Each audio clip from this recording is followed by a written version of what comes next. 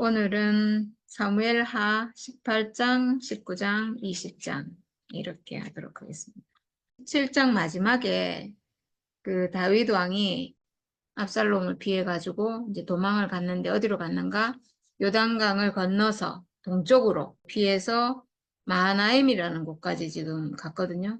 그 다음에 압살롬과 이스라엘 군대는 다윗을 따라와서 요단강을 건너서 길르앗에 진을 쳤다. 이렇게 하고 끝이 났거든요. 그러니까 지금 이제 아버지와 아들이 이렇게 대치하고 있는 상황이에요. 지금은 이제 싸우려고 서로 대치하고 있기 때문에 지금은 전쟁을 안 할 수가 없죠. 왜냐하면 다윗 왕이 요단강 건너서 동편으로 갔잖아요. 거기까지 피했는데 이제 더 이상 피할 데가 없어요.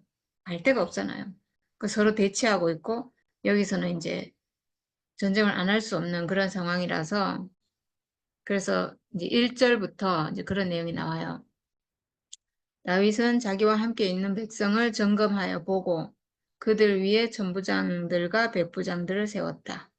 이렇게 이제 군대를 점검하고 군 지휘자들을 임명해야 되겠죠.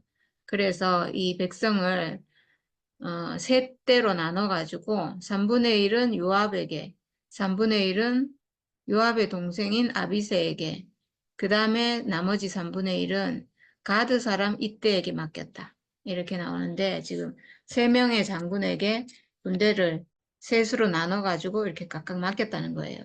여기 가드 사람 이때라고 나오는데 이 사람은 아마도 다윗이 사울에게 피해서 가드 왕 아기스에게 망명한 적이 있잖아요. 그때 아마도 다윗에게 넘어온 사람인 것 같아요. 그래서 다윗의 장수가 됐는데 이 사람이 굉장히 다윗에게 충성스러운 그런 장수예요. 압살롬에게서 도망갈 때 이때에게 돌아가라고 했거든요. 너는 나를 따라올 필요가 없다. 돌아가서 새 왕을 섬기고 아니면 이제 자기 땅으로 가드 땅으로 돌아가거나 이렇게 하라고 했는데 그렇게 하지 않겠습니다. 저는 왕을 따르겠습니다. 이렇게 하고 지금 나온 사람이거든요. 그리고 이제 그런 다음에 왕이 온 백성에게 자기도 그들과 함께 싸움터로 나가겠다고 이제 선언을 했다고 하는데 이렇게 하니까 이제 백성들이 안 됩니다. 이렇게 한 거죠. 임금님께서 나가시면 안 됩니다. 다윗 왕이 전쟁터에 나가지 못하도록 군인들이 아주 적극적으로 말리는데 왜냐하면 이제 물론 첫째는 지금 이게 아버지 다윗 왕과 아들 압살롬과의 전쟁이잖아요. 그러니까 누가 한 사람이 죽으면 끝나는 전쟁이고 누가 왕이 되느냐 이 전쟁이잖아요. 그러니까 전쟁의 유일한 목표는 이 왕을 없애는 거거든요. 왕을 죽이는 것. 누가 죽든지 한 명이 죽으면 이 전쟁이 끝나는.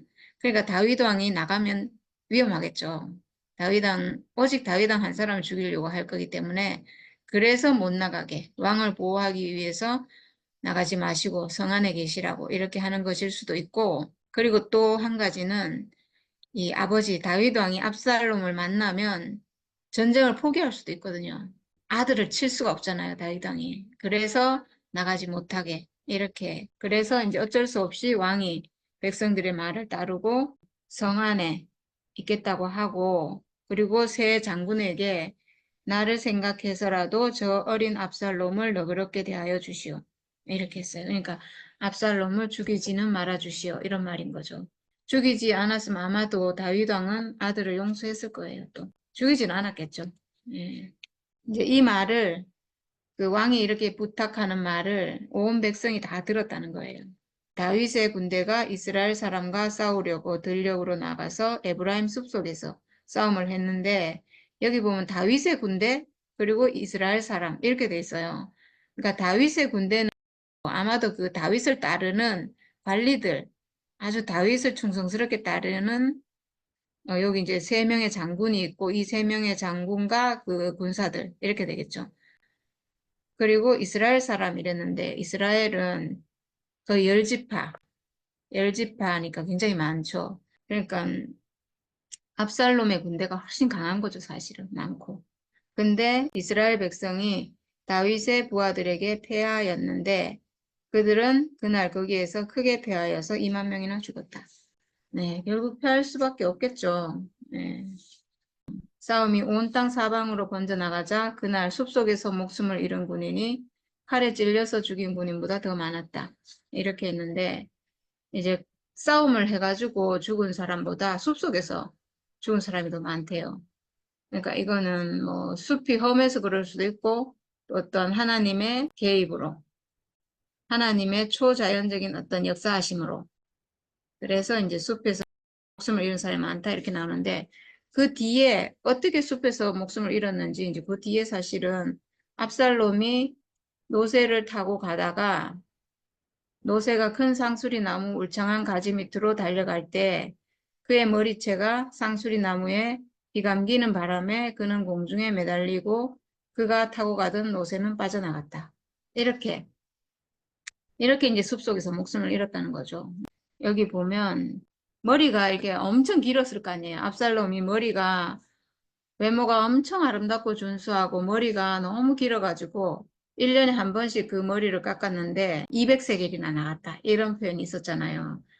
그래서 200세겔이면 한 2.3kg 정도 머리가. 그러니까 머리가 지금 엄청 치렁치렁 길었다는 건데 이게 막 달려가다 보니까 이 긴 머리가 이렇게 막 휘감겨가지고 나무에 이제 걸렸다는 거죠. 그래서 결국은 공중에 대롱대롱 매달리게 됐는데 이 머리카락은 압살롬의 자랑거리였거든요. 자기가 너무너무 자랑하던 것. 자기가 자기의 자랑이었던 그걸로 인해서 도리어 죽게 됐어요. 이런 걸 보면 사실 우리가 자랑하는 어떤 것으로 인해서 도리어 그것으로 인해서 사탄의 올무에 걸리는 그런 일이 많잖아요, 사실은. 근데 아무도 이 압살롬을 죽일 생각을 못 해요. 왜냐하면 다윗 왕이 잘 대해달라고 이렇게 부탁을 했기 때문에 겁이 나서 누구도 죽이지 못하는데 그래서 이제 요압 장군에게 그 아들이 압살롬이 상수리 나무에 매달려 있습니다. 이렇게 하니까 이제 요압이 왜 죽이지 않았느냐 이렇게 하는데 부하들이 저는 감히 손을 들어 임금님의 아들을 죽일 수가 없습니다.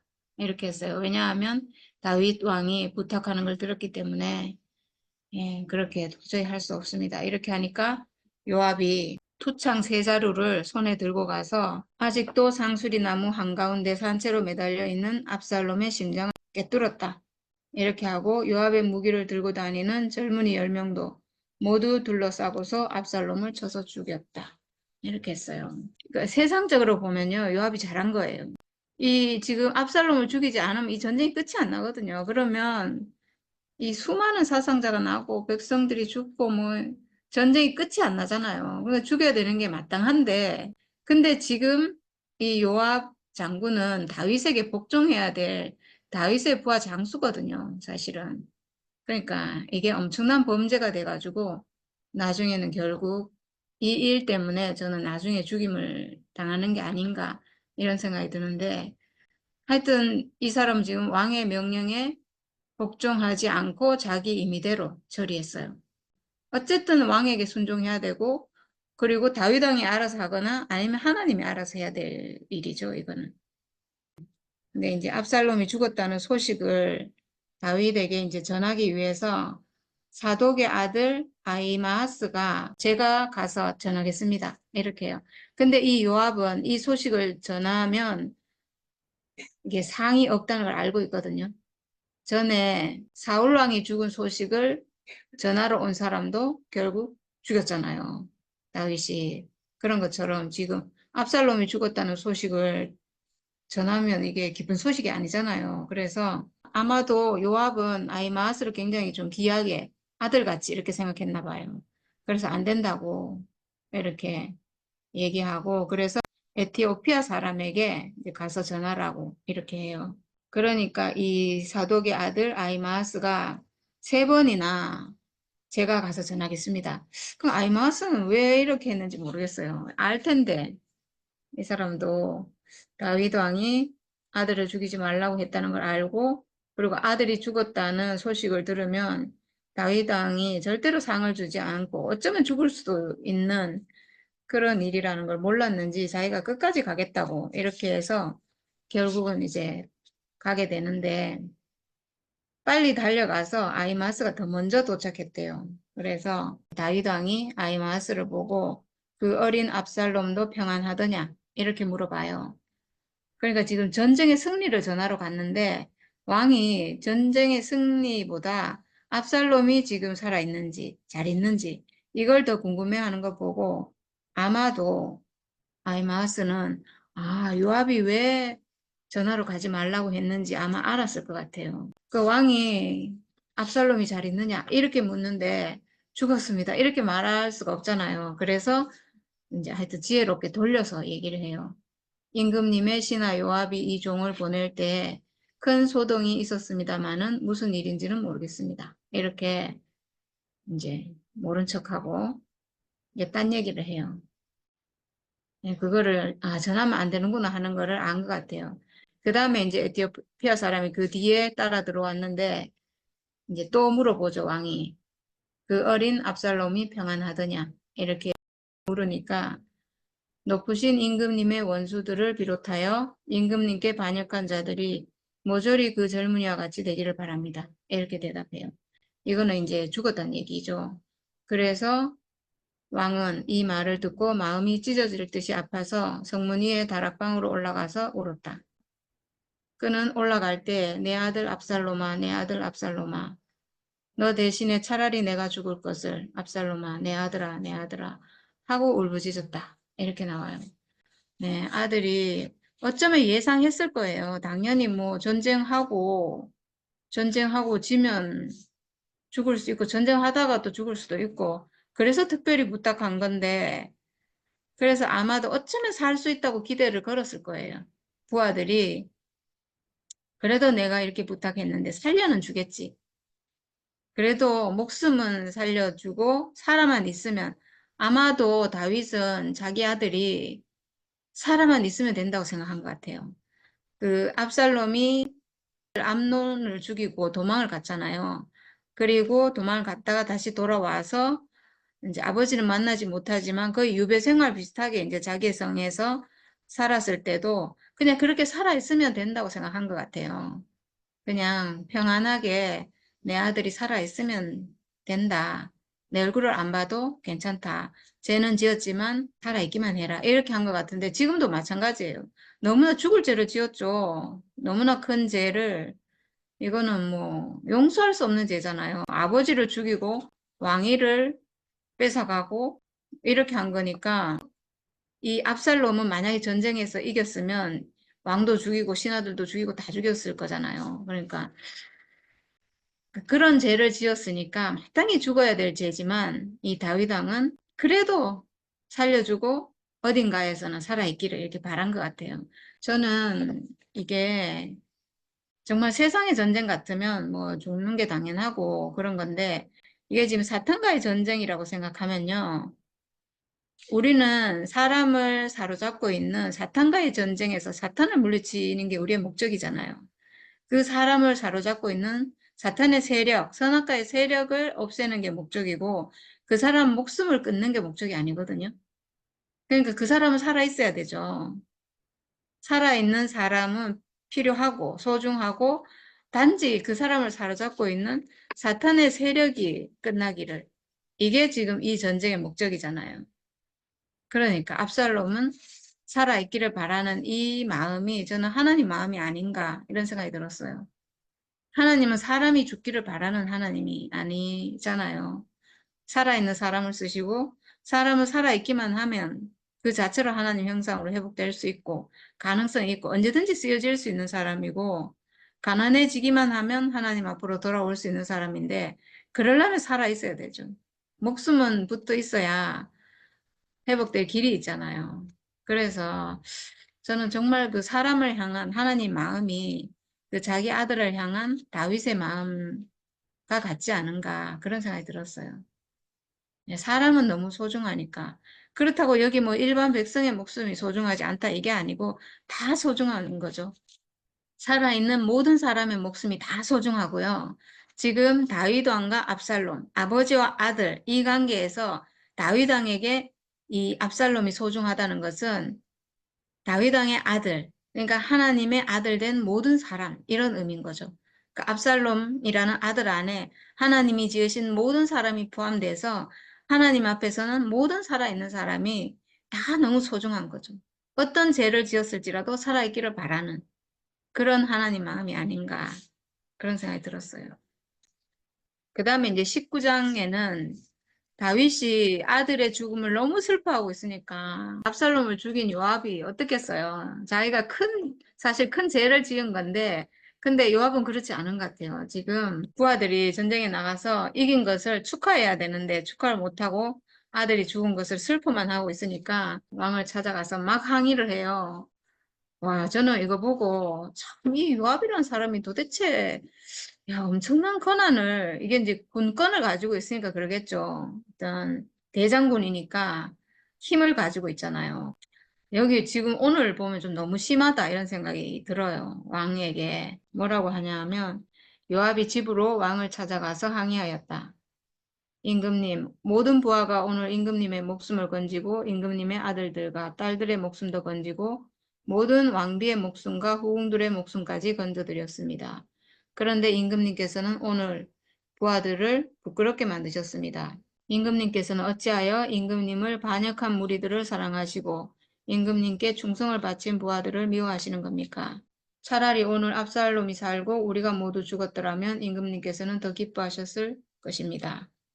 그렇지 않으시다면 이제라도 일어나 밖으로 나가셔서 임금님의 부하들을 위로의 말로 격려해 주십시오. 제가 주의 이름을 걸고 맹세하지만 지금 임금님께서 밖으로 나가지 않으시면 오늘 밤에 한 사람도 임금님 곁에 남아있지 않을 것입니다. 그러면 임금님께서 젊은 시절부터 이제까지 당한 그 모든 환난보다도 더 무서운 환난을 당하실 것입니다. 이렇게 말했는데 이게 어쩌면 이런 말이 다윗을 일깨워줬을 수는 있어요. 다윗, 슬픔에 빠져있는 다윗 왕을 제정신 차리게, 이 지금 상황 파악을 하고, 지금 아들 죽음 슬픔에 빠져있을 때가 아니거든요, 지금 솔직히 말해서. 왜냐하면 이스라엘 나라가 지금 완전히 나눠져가지고, 북이스라엘, 남유다 이렇게 나눠지듯이 전쟁했잖아요. 전쟁하고 지금 갈라지고 싸우고, 이런 상황에 지금 엄청나게 중요한 상황이거든요. 이걸 지금 하나로 모으고 다시 하나의 왕국으로 이렇게 정비하고 그리고 또 왕으로서 다시 돌아가야 되고 이렇게 해야 될 사실 엄청난 중요한 일이 있어요. 이 다윗 왕은 자기 아들 압살롬의 아버지만이 아니고 사실은 이스라엘 전체의 왕이잖아요. 그러니까 정신을 차려야 되는 건 맞거든요. 그래서 이 요압으로 인해서 정신을 차리는 것 같긴 해요. 정신 차릴 말을 해준 것 같긴 한데, 그래서 어쩌면 하나님이 요압을 들어서 이렇게 다윗에게 이렇게 하셨을 수도 있고, 쓰신 것일 수도 있고, 그럴 수 있는데, 요압 자체는 너무나 월권이죠. 지금 왕을 거의 협박하는 수준이잖아요. 네, 이래가지고 그래서 왕이 일어나서 성문으로 나가서 이제 부하들을 보니까 모든 부하가 왕의 앞으로 나왔다. 이렇게. 지금 압살롬이 죽고 나니까 이스라엘 백성은 지파마다 서로 의논이 분분하였다. 이제 어떻게 해야 되냐 이렇게 되는 거죠. 그래서 지금 다윗이 전쟁하고 요단강 동편에 지금 가 있는 상황이잖아요. 그러니까 이제 그 이스라엘 지파에서 이렇게 의견이 분분하다는 거죠. 어떻게 하면 좋으냐. 빨리 왕을 모셔와야 되는 거 아니냐. 여기 보면 우리가 기름을 부어서 왕으로 세운 압살롬은 싸움터에서 죽었다. 그러니 이제 우리가 다윗 왕을 다시 왕궁으로 모셔오는 일을 주저할 필요가 어디에 있는가? 이렇게 이제 압살롬이 죽었으니까 방법은 다윗 왕을 다시 모시는 수밖에 없잖아요. 그래서 이제 그렇게 하자 이렇게 하는 거죠. 그래서 이렇게 하는 말이 다윗 왕에게 전달되었다고 하는데 근데 이제 이렇게 하는 사람들 중에 유다 지파는 빠져 있대요, 또. 그래서 다윗 왕이 그 제사장들을 보내가지고 이렇게 전하라고 유다 장로들에게 나의 말을 전하여 주시오. 그들이 어찌하여 왕을 다시 왕궁으로 모시는 일에 맨 나중이 되려고 하는지 그들은 나의 형제요 나의 고륙 지친인데 어찌하여 왕을 다시 모셔오는 일에 맨 나중이 되려고 하는지 물어보기 바라오. 이렇게 했어요. 그러니까 유다 지파가 지금 조용하게 있다는 거죠. 다른 지파들은 지금 왕을 모셔오자 막 이렇게 하고 있는데 유다 지파 좀 이상하죠. 왜 그럴까? 이게 유다 지파에서 도리어 그 다윗 왕 유다 집하고 자기 집하고 하니까 빨리 막 모셔오자고 더 서둘러야 될 것 같은데 그렇지 않았다는 거예요. 그래서 왜 그런가 했더니 지금 압살롬을 기름 부어서 왕으로 세운 곳이 어디냐면 헤브론이거든요. 헤브론이 유다 지파 땅이에요. 그러니까 결국은 압살롬을 왕으로 세운 사람들도 유다 지파 사람들인 거예요. 그 사람들이 다 사실 배반한 거죠. 그래서 자기들이 눈치만 보고 있는 거죠, 사실은. 이런 상황이었던 거예요. 그래서 어쩌면 그런 사람들을 위해서 눈치 보고 숨어 있는 이 사람들을 불러내기 위해서 다윗 왕이 이렇게 유다 지파 사람들에게 제사장을 보내서 이런 말을 전한 것 같아요. 그리고 아마사라는 사람에게 아마사가 장군이거든요. 이 아마사가 누구냐 하면 압살롬이 대장군으로 세운 사람이에요. 다윗의 대장군이 요압이었는데 압살롬은 자기의 대장군을 이 아마사라는 사람을 세웠대요. 아마사하고 요압은 이종 사촌간이래요. 그러니까 어머니가 자매인 그런 친척이죠. 아주 가까운데 적이 된 거잖아요, 사실은. 근데 이제 이 아마사도 어쨌든 압살롬이 죽고 나서 다시 다윗에게 돌아왔겠죠. 그래서 요압을 대신하여 군대 사령관이 되라고 이렇게 해요. 다윗이 아마사에게 이렇게 말하는데 이것도 당연히 요압이 있고 그다음에 또 요압의 동생도 있잖아요. 아비세라고. 그럼에도 불구하고 아마사라는 사람을 지금 대장군으로 군대 사령관으로 이렇게 세운다는 건데 저는 이걸 보면서 물론 이제 이렇게 하는 게 이스라엘, 다윗을 배반한 이스라엘 군인들을 다윗의 편으로 이렇게 돌아오도록 하기 위해서 이렇게 하는 것일 수도 있어요. 아마사, 자기를 배반했던 그 압살롬의 대장군이었던 사람을 내가 대장군으로 세운다. 이렇게 하면 다 이제 모든 군인들이 다 돌아올 수 있도록 이렇게 만드는 것일 수도 있고, 그리고 요압을 견제하는 것일 수도 있어요. 아마 이 다윗이 지금 요압을 굉장히 견제하지 않나 하는 생각이 들어요. 왜냐하면 처음에 아브넬이 사울왕의 대장군이었는데 사울왕의 아들을 왕으로 세웠다가 배반하고 다윗에게로 지금 오겠다. 그렇게 한 거를 이 요압이 자기 동생의 원수를 갚으려고 죽였거든요. 암살했거든요. 그때도 다윗이 요압을 저주했어요. 근데 이 사람이 뭐 워낙 싸움을 잘하고 하니까 계속 이제 대장군으로 있었는데 지금 이제 요압 대신에 아마사를 대장군으로 세우려고 이렇게 하는 거죠. 그리고 이제 유다 사람들이 다윗 왕의 얘기를 듣고 사람을 보내가지고 임금님께서는 부하들을 모두 거느리고 어서 빨리 돌아오시기를 바랍니다. 이런 소식을 전하고 그리고 다윗 왕이 요단 강가에 이르렀는데 유다 사람들이 왕을 맞이하여 요단강을 건너게 하려고 이미 길갈에 와 있었다. 그리고 다윗 왕이 도망갈 때 막 다윗 왕을 따라오면서 저주한 사람 있죠.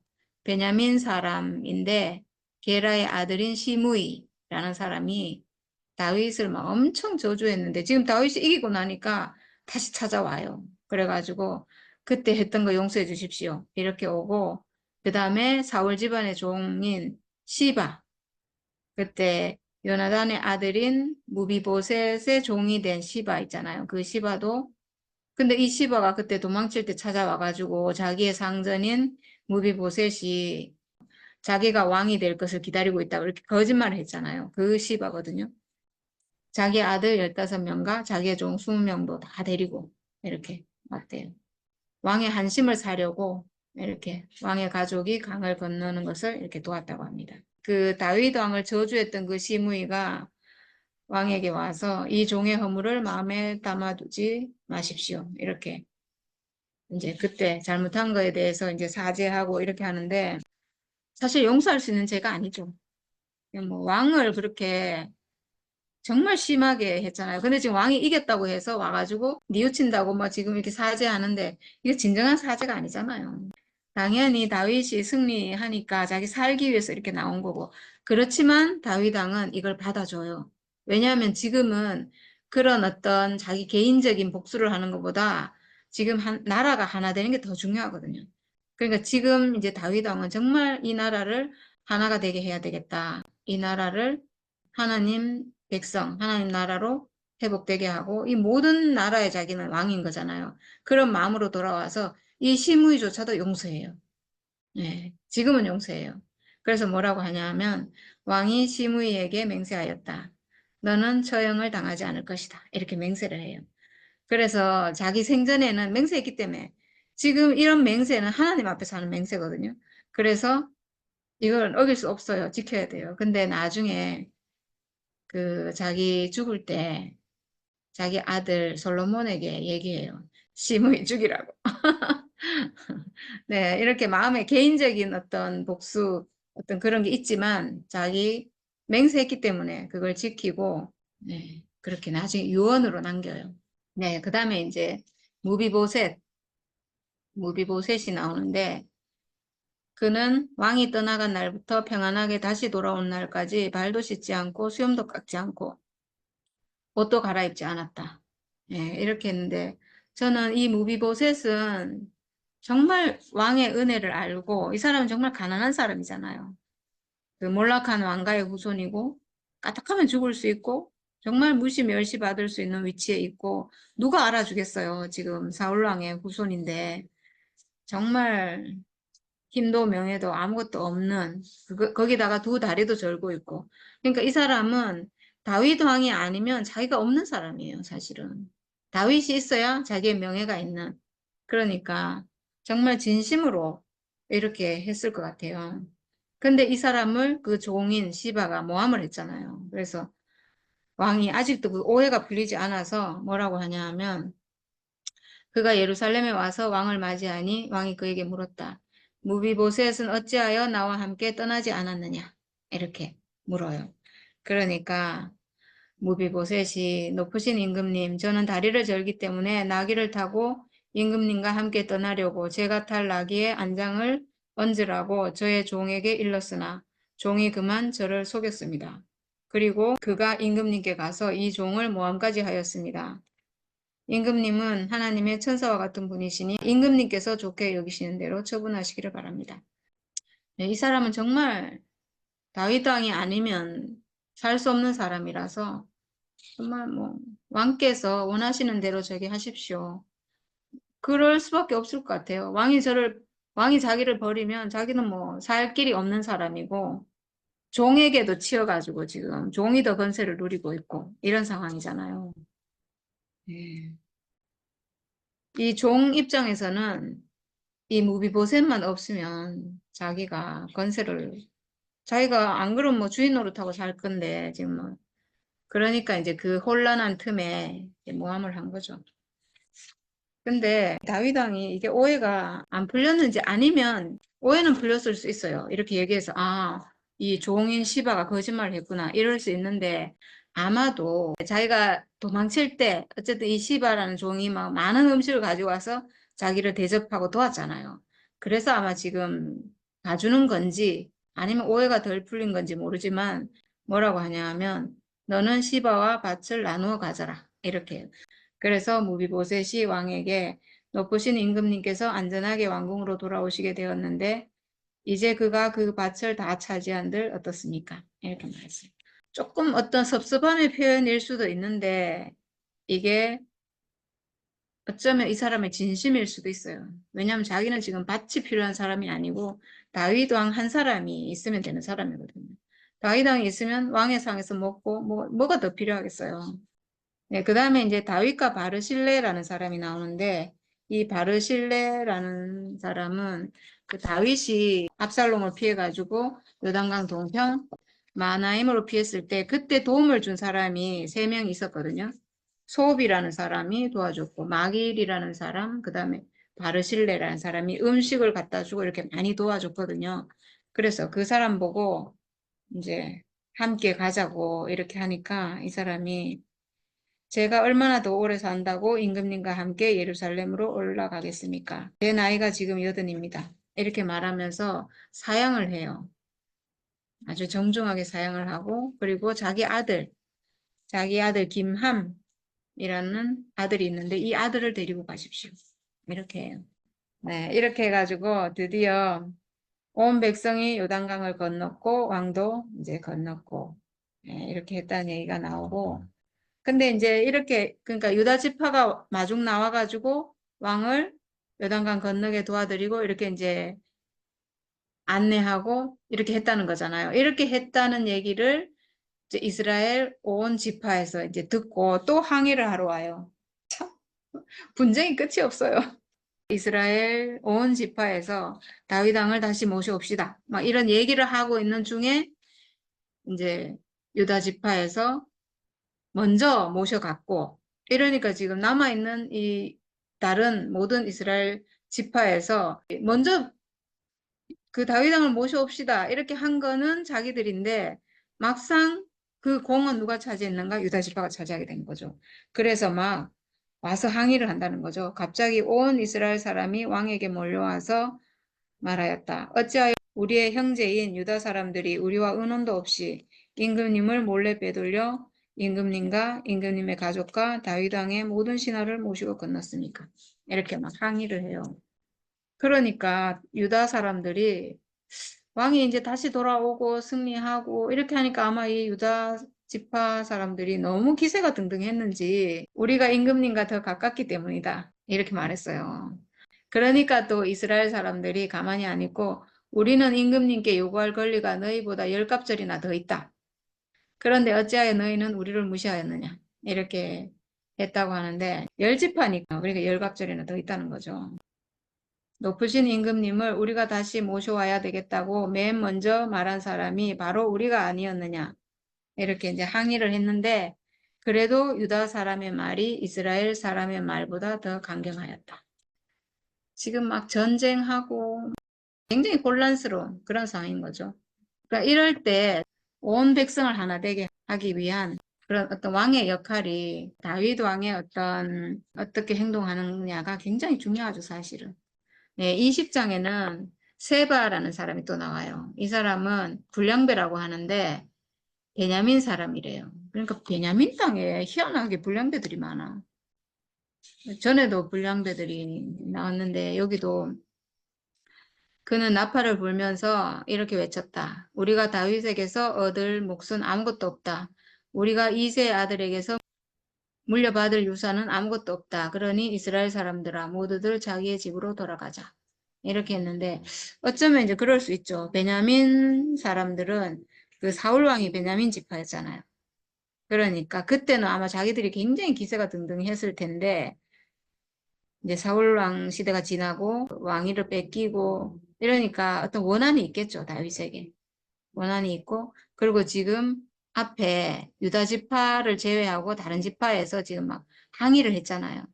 안 그래도 지금 불만이 있는데 이 사람이 이렇게 하니까 이 사람 우르르 다 이제 따라가는 거예요. 이 말을 들은 온 이스라엘 사람은 다윗을 버리고 비그리의 아들 세바를 따라갔다. 기가 차죠. 어떻게 이렇게 쉽게 이게 그러니까 사람의 감정이 이런 것 같아요. 지금 자기들은 좋은 마음에 그래 다윗 왕을 다시 모셔옵시다 이렇게 하고 지금 그렇게 하려 했는데 유다 사람들이 하는 걸 보니까 너무 괘씸한 거죠. 자기들이 그 공을 다 차지하고 왕이랑 자기들이 더 가깝다고 하고 이렇게 하니까 그러니까 이게 지금 이 사람을 다 따라간 것 같아요. 근데 유다 사람은 요단강에서 예루살렘에 이르기까지 줄곧 자기들의 왕을 따랐다. 그러니까 이건 완전히 분열이죠, 사실은. 유다와 다른 온 이스라엘 이렇게 남북 분열된 거랑 똑같아요. 다윗은 예루살렘의 왕궁으로 돌아온 뒤에 예전에 왕궁을 지키라고 남겨둔 후궁 10명을 붙잡아서 방에 가두고 감시병을 두었다. 왕이 그들에게 먹을 것만 주고 더 이상 그들과 잠자리를 하지 않았으므로 그들은 죽을 때까지 갇혀서 쟁갑으로 지냈다. 네. 야, 이거는 참 희한한 일인데 왕궁을 지키라고 후궁 10명을 남겨놓고 가고 이 후궁들을 압살롬이 사람들이 다 보는 앞에서 욕보이고 이렇게 해서 결국은 이 후궁들은 아무 잘못이 없잖아요. 무슨 힘이 있어요. 그래서 이렇게 당했는데 결국은 또 다윗 왕이 돌아와서 이 후궁들에게 또 벌을 주고 그리고 평생을 생갑으로 이렇게 지냈다 했는데 이건 오로지 다윗이 범죄했을 때 하나님이 다윗에게 너의 후궁들은 대낮에 욕보이게 될 것이다 뭐 이렇게 하는데 그 말씀을 이루기 위해서 이런 내용이 있는 것 같아요. 그거 아니라면 이거 참 이상한 내용이거든요. 네, 하여튼 그런 내용이 나오고 그 아까 아마사라는 사람을 압살롬의 대장군이었던 아마사라는 사람을 다윗 왕이 대장군으로 삼았다 했잖아요. 그래 그 사람에게 명령을 해요. 사흘 안에 유다 사람을 모아서 나에게 데려오시오. 이렇게 명령을 하고 이 사람을 보냈는데 그 사흘 안에 못 돌아오지 않아요, 이 사람이. 그래서 어쩔 수 없이 다윗이 아비새에게 명령하였다. 여기 지금 아마사하고 아비새 그 이름이 비슷해가지고 헷갈리죠. 저도 헷갈렸는데 이 아마사는 다윗이 지금 대장군으로 삼은 사람이고 아비새는 요압의 동생이에요. 예. 그래서 요압의 동생에게 명령을 했대요. 뭐라고 했는가? 이 세바를 빨리 가서 잡아오라고. 죽이라는 얘기였죠. 그러니까 이것도 그 요압에게 명령하는 게 아니에요. 요압의 동생에게 세바를 뒤쫓아가서 이제 죽이라고 이렇게 하는데 그러니까 지금 다윗이 요압에게는 감정이 있는 게 확실하죠. 요압에게 안 시켜요. 대장군의 자리에서도 물러나게 했고 이 일도 지금 자기 아들을 죽인 거에 대한 그게 아마 있겠죠. 그래서 요압의 부하들과 그렛 사람과 블렛 사람과 모든 용사가 비그리 아들 세바를 뒤쫓아가려고 아비새를 따라 예루살렘 밖으로 나갔다. 이렇게 했어요. 종종 그렛 사람과 블렛 사람이라는 이름이 나와요. 저는 이게 무슨 그냥 지명 이름인가? 지명 이름도 맞을 거예요. 근데 이게 지금 뜻하는 거는 왕의 호위병을 말하는 것 같다. 이렇게 나오더라고요. 왕의 호위병이니까 굉장히 용맹한 군사들. 이 사람들이 굉장히 다윗 왕국을 위해서 헌신한 그런 사람들이라는 거예요. 다윗이 압살롬을 피해서 도망갈 때 그때 다윗을 호위하고 오직 다윗을 따라오고 이런 군인들이죠. 예. 그래서 이 사람들을 데리고 이제 세바를 잡으러 갔다는 거예요. 그랬는데 그들이 기브온 큰 바위 곁에 이르렀을 때 아마사가 그들의 앞으로 다가왔다. 그러니까 여기 잡으러 가는데 요압도 같이 간 거죠, 사실은. 그 요압의 동생 아비새에게 왕이 명령했지만 지금 요압의 부하들도 데리고 갔잖아요. 그러니까 다 같이 간 거예요. 그래서 지금 요압과 아비새 그리고 아마사는 같은 편이잖아요. 전에는 적이었죠. 압살롬과 전쟁할 땐 적이었는데 지금은 같은 편이에요. 그리고 아마사가 지금은 군사령관이 됐어요. 지금 다윗이 임명을 했잖아요. 그러니까 어떻게 보면 이 요압은 아마사의 지금 부하라고 할 수도 있죠. 근데 요압이 그거를 인정을 하겠어요? 근데 둘이가 또 사촌인데 하여튼 이렇게 됐어요. 사촌간인데. 근데 지금 자기 자리를 아마사가 지금 차지하고 있으니까 자기가 얼마나 또 억울하겠어요? 그래가지고 이 요압이 아마사를 만나서 인사하는 척 하면서 형님 평안하시오 하고 말하면서 오른손으로 아마사의 턱수염을 붙잡고 입을 맞추었다. 그리고 요압이 다른 손으로 칼을 베어 잡고 그걸로 아마사의 배를 찔러서 아마사를 죽였다는 거예요. 와, 이거는 범죄죠. 이거는 정말 개인적인 사사로운 어떤 원수도 아니에요, 이거는. 왕이 단지 아마사가 압살롬의 대장군이었다는 사실, 그리고 다윗이 군사령관으로 자기 대신 군사령관으로 임명했다는 사실, 그리고 다윗 왕이 사흘 안에 군사를 모아 오시오 했는데 그 사흘 안에 못 들어왔다는 거. 그럴 수도 있잖아요. 근데 어쨌든 붙잡고 죽였어요.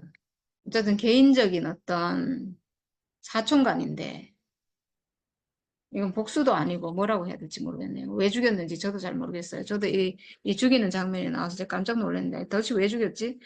그 아브넬을 죽일 때는 자기 동생의 원수를 갚는다고. 이것도 사사로운 개인의 원수를 갚는 거잖아요. 이것도 하면 안 돼요, 사실은. 다윗은 개인의 원수를 갚는 것보다 이 나라가 더 중요하고 이 하나님 뜻이 더 중요하고 이래서 원수를 갚지 않고 어쨌든 하나님 뜻을 기다리고 이렇게 하잖아요. 이렇게 해야 되는데 이 요압은 그런 거 없어요. 그냥 막 무조건 자기 원수를 그냥 갚고 그리고 지금 원수도 아닌데 죽였어요. 자기 자리를 차지했다고 죽였는지 하여튼 이렇게 해서 죽이고 그런 다음에 자기 동생 아비새와 함께 세바를 뒤쫓아갔다. 이 세바는 어디로 갔냐 하면 이스라엘 지파 가운데에서 아벨 지역이라는 곳에 갔대요. 거기 있는 성 안으로 이제 도피를 했겠죠. 그래서 이 요압이랑 아비새 군인들이 그 아벨성을 포위하고 성벽 높이만큼 둔덕을 쌓아가지고 이제 뭐 완전히 성벽을 무너뜨리려고 하고 있으니까 그 성읍에서 슬기로운 어떤 여인이 나와가지고 왜 이렇게 하냐고 이제 요압 장군에게 얘기를 하는 거예요. 뭐라고 하냐 하면 저는 이스라엘에서 평화롭고 충실하게 사는 사람들 가운데 하나입니다. 그런데 장군께서는 지금 이스라엘에서 어머니와 같은 성읍을 하나 멸망시키려고 애쓰십니다. 왜 주께서 주신 유산을 삼키려고 하십니까? 이렇게 항의를 하니까 요압이 할 말이 없잖아요. 맞는 말이잖아요. 그래서 이제 우리는 세바를 잡으러 왔다. 이렇게 하니까 이 여인이 그래 알겠습니다. 그러면 세바의 머리를 성벽 너머로 장군께 던져드리겠소. 이렇게 하고 돌아가서 그 주민에게 아주 슬기로운 말로 설득을 하고 그래서 결국은 그 세바라는 사람의 머리를 잘라서 요압에게 던져주고 그리고 그 성을 구했다는 거죠. 네, 그렇게 해서 이제 군인들도 돌아가고 요압은 왕이 있는 예루살렘으로 돌아왔다. 네, 이렇게 하고 오늘 20장 내용은 끝이 납니다. 네, 이렇게 해서 이 지금 아버지와 아들과의 전쟁은 이렇게 해서 일단락이 되고 다윗은 다시 왕으로 돌아오고 그러니까 지금 어떤 일련의 이 사건의 흐름을 보면 다윗은 굉장히 자연스럽게 하나님의 뜻을 따르면서 이렇게 가고 있거든요. 그런데 왕의 자리로 되돌아왔어요. 자기가 막 무리하게 막 원수를 갚고 무리하게 어떻게 하는 게 아닌데 하나님의 어떤 심판하심, 하나님의 역사하심에 자기의 뜻을 맡기고 이렇게 일이 순조롭게 풀려가지고 결국은 다시 원래 자리로 이렇게 돌아온 것 같아요. 그리고 제일 뒤에 보면 요압은 온 이스라엘의 군대 사령관이 되고 그러니까 결국은 또 요압이 온 이스라엘의 군대 사령관이 됐어요. 참 희한하죠. 다윗 왕이 군대 사령관으로 세운 아마사를 죽였잖아요. 죽였지만 지금 군사령관으로 세우지 않을 수 없는 게 세바를 죽이고 이 반란을 진압을 했잖아요. 그 공이 있으니까 이걸 공을 취하하기 위해서 저는 어쩔 수 없이 또 이렇게 한 것 같아요. 그리고 지금 이렇게 하지 않을 수가 없는 게 지금은 분란을 절대로 일으키면 안 돼요. 분란을 지금 만약에 그 요압 장군의 잘못을 따지고 그리고 이 사람에게 만약에 벌을 준다. 그러면 요압을 따르는 군사들이 또 많잖아요. 사실은 다 이 사람을 따르고 있잖아요. 요압 장군은. 그러니까 지금 또 나라가 나눠지거든요. 그래서 지금은 원수 갚지 않아요. 다윗이. 속으로는 굉장히 섭섭하고 왕의 권위를 지금 왕보다 더 높은 권위에 있잖아요. 사실은. 왕이 군사령관으로 세운 사람을 자기가 죽여버렸잖아요. 그러니까 이건 정말 왕을 무시한 거고 용서할 수 없는 건데 지금은 그렇지만 그걸 넘어가요, 왕이. 저는 이게 다윗이 참 지혜롭다는 생각이 들거든요. 어떤 사사로운 개인적인 원수를 갚지 않아요. 근데 이렇게 하는 게 저는 나라를 하나 되게 하는데 정말 중요한 어떤 일이 아닌가. 개인적인 원수를 갚으려고 하면 끝이 없잖아요, 사실은. 그래서 개인적인 원수 갚고 이런 것이 중요한 게 아니고 하나 되는 것. 하나님 나라에서 모든 백성이, 모든 사람이 하나 되는 게 더 중요하잖아요. 그러고 보니까 정말 우리도 그런 것 같아요. 우리도 일일이 따지자면 정말 섭섭한 것도 많고, 화가 나는 것도 많고, 뭐, 어떻게 그럴 수 있나 이런 게 있지만, 그런 게 지금 중요한 게 아니고, 우리는 오직 하나 되는 것. 오직 하나 되는 그 자리에서 오직 그것만 말하고 있잖아요. 사람은 이 운명 안에서 하나님 앞에서 하나다. 나에게 원수 같은 사람일지라도 그 사람 존재 자체로 우리는 하나다. 오직 이것만 말하고 있잖아요. 오직 그것만. 그렇게 해야지 사실은 모든 사람을 살리고 그리고 이 나라가 이루어지고 오직 그 자리에서만 이 나라가 이루어져요. 하나님 나라는 오직 그 자리에서만 이루어져요. 오직 하나 되게 하는 그 자리에. 하나인 그 자리에서 우리가 모든 사람을 보고 오직 그것만 남은 사람. 오직 그 운명 안에서 있는 사람. 그 운명 안에서 모든 사람을 보는 사람. 그러니까 이 시야 자체가 우리가 사람을 보는 이 시각 자체가 오직 그것밖에 없는 거예요. 하나님이 지으신 그 육체, 그 운명, 사람이란 운명, 예수의 십자가에서 우리에게 보여주고 있는 그 사람의 운명, 이것만 보는 시각을 가져야 여기서 하나 되는 거죠. 그 이외의 자리에서는 절대로 하나가 안 돼요. 절대로 안 돼요. 그 십자가 외에 다른 자리에서는 절대로 하나가 안 되기 때문에, 그래서 저는 오늘 다윗이 그 비글이라는 자기를 저주했던 그 사람도 용서하고, 그리고 그 거짓말하고 자기에게 온 시바, 그 종도 용서하고, 알지만 용서하고, 그리고 지금 압살롬 편에 갔던 많은 장수들 있잖아요. 많은 군인들 있잖아요. 얼마나 많아요, 사실은. 거의 대부분이 거기로 갔는데, 그 모든 사람을 다 받아주고, 다 감싸 안고, 이렇게 하는 이 시각이 결국, 결국 이 이스라엘 나라를 하나 되게 하기 위해서 그렇게 하는 거잖아요. 하나 되게. 하나 되게 하기 위한 왕의 시각으로 모든 백성을 한 백성으로 보는 그 시각이 결국은 예수의 십자가 안에서 회복된 그 눈이 아닌가.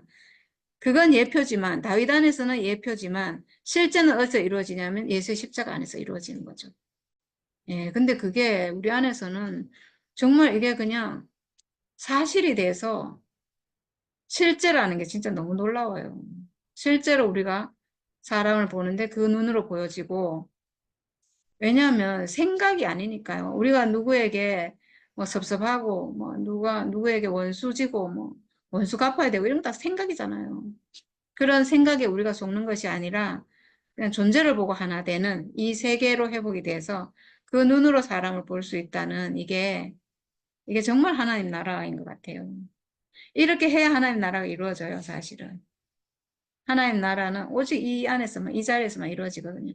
이게 이론이 아니고 실제가 돼야 이루어지는 거죠.